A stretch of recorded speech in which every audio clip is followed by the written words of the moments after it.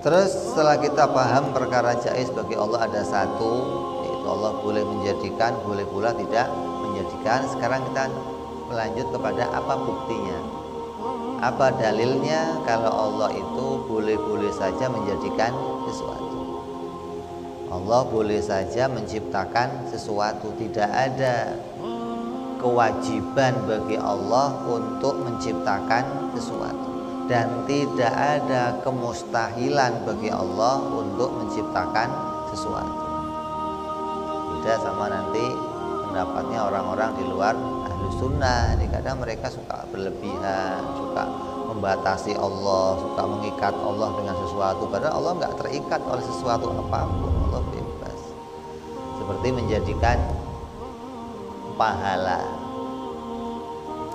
Orang-orang Mu'tazilah itu mengatakan, orang-orang Wahabi, orang yang sudah mati itu tidak lagi bisa beramal.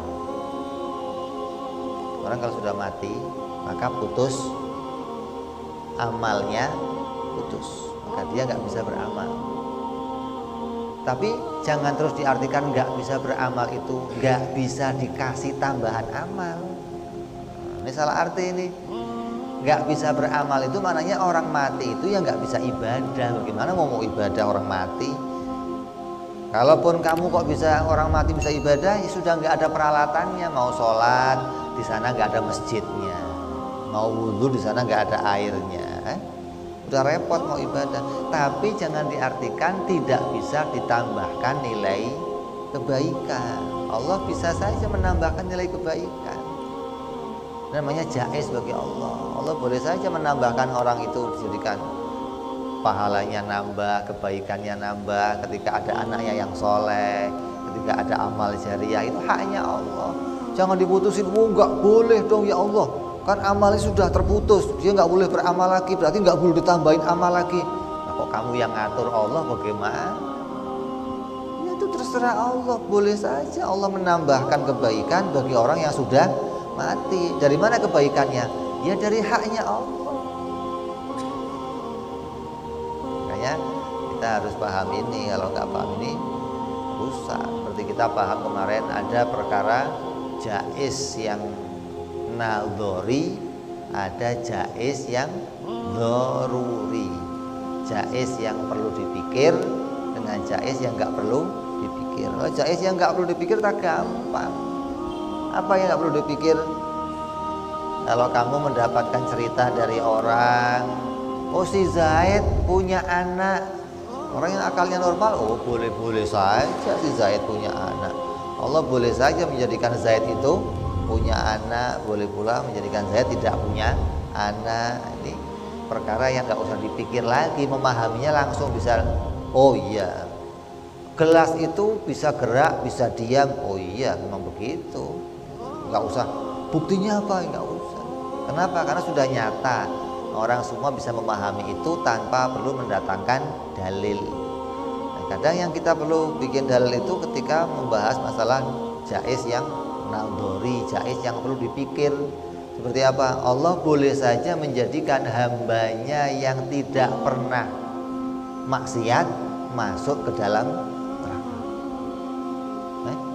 Ada hamba nggak pernah maksiat, seumur hidup taat, seumur hidup ibadah, dimasukkan neraka. Ada nggak begitu? Ada. Pernah terjadi?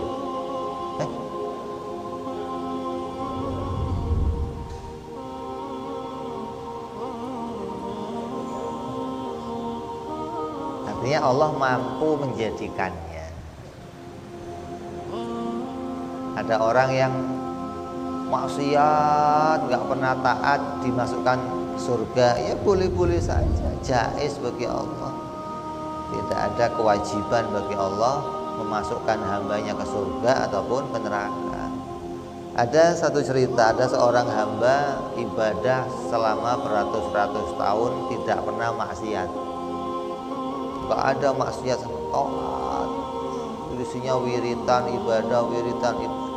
Begitu di akhirat masuk surga, ditanya sama Allah, wahai hambaku, engkau kumasukkan surga dan kamu sekarang telah berada di surga.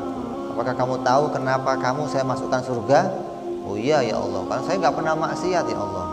Saya kan taat terus sama Engkau, maka saya akan masuk surga. Saya tahu. Siapa?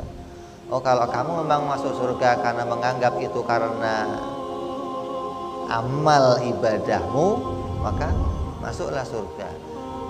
Setelah selesai sekian ratus tahun hidupnya dalam ibadah, maka dipanggil oleh Allah, sekarang masuk neraka. Loh, kok neraka ya Allah? Kan ibadah kamu sudah selesai hanya sekian ratus tahun, dan sekarang kamu neraka. Saya kan nggak pernah maksiat ya Allah. Nah, katanya surga itu selamanya ya Allah. Yang selamanya itu rahmatmu, bukan amal ibadahmu yang selamanya itu. Orang masuk surga bisa selamanya itu rahmatnya Allah. Kalau orang masuk surga kok mau menganggap karena amalnya, ya dihitung sama Allah berapa tahun kamu amal. Jadi masuk surga sesuai amal kamu. Kalau amalnya selesai bagaimana? Ngapain lagi? Neraka pindah kamu. Nah, ada orang nggak pernah maksiat tapi masuk neraka. Kenapa? Karena menganggap surga itu diraih karena amal ibadahnya. Padahal surga itu kita raih itu karena karunia-Nya Allah, fadlnya Allah, anugerah dari Allah. Begitu pula semua yang kita kerjakan. Kamu tahajud dapat rezeki, kamu tahajud lancar, itu bukan karena tahajudnya, itu karena karunia Allah. Jadi banyak orang salah anggap, apalagi orang-orang awam kayak kita ini ya. Kalau sudah urusannya rajin ibadah, ada orang kok rajin ibadah, rajin zikir. Zaman sekarang ini kamu teliti, kamu cek, ada orang ahli zikir, ahli ibadah, wiridan, kamu tanya tujuannya apa? Biar lancar dunianya, biar pasarnya rame, biar toko rame. Nggak ada, kamu cari coba. Dari 1 juta orang paling 1 orang yang zikirnya itu betul-betul murni karena Allah. Artinya rata-rata orang zaman sekarang ini ketika dia tidak mengenali hak-haknya Allah, maka dia menganggap amal-amal itu bisa mendatangkan sesuatu. Padahal datangnya semua itu betul-betul karena karunia Allah, perkara jaiz bagi Allah. Allah boleh menjadikan itu dan Allah boleh tidak menjadikan hal tersebut.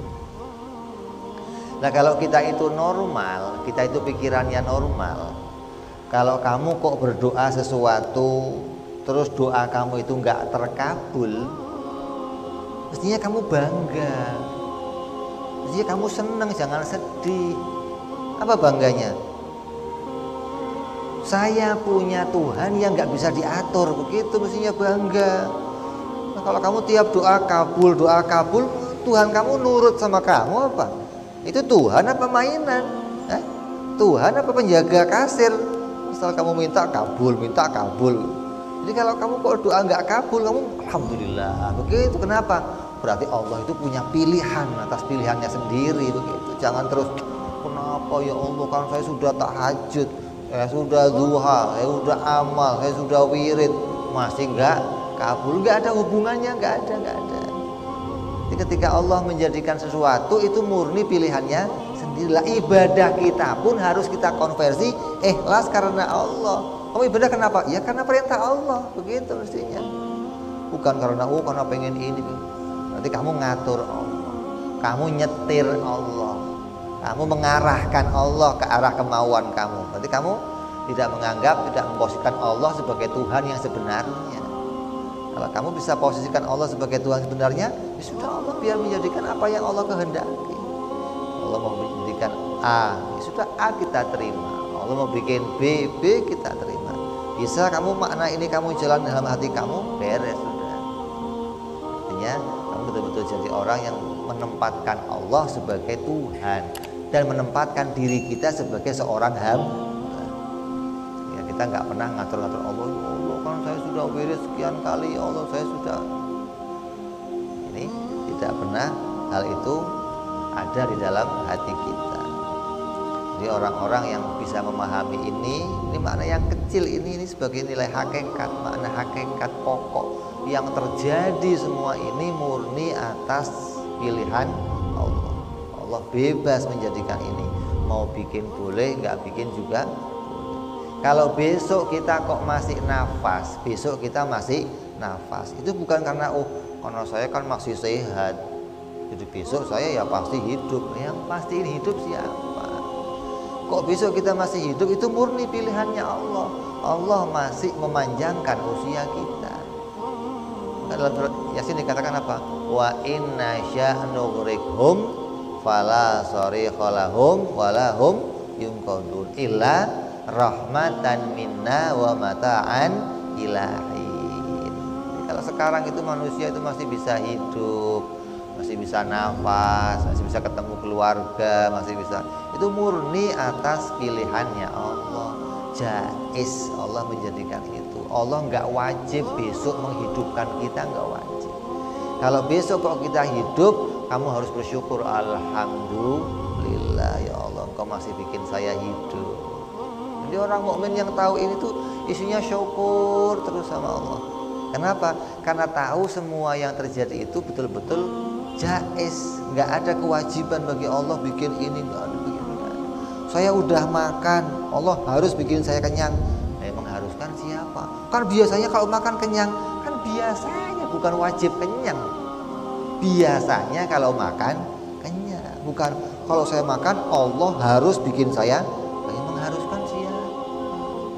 Kalau kamu kok makan kenyang, ya alhamdulillah ya Allah masih dibikin kenyang. Kok kamu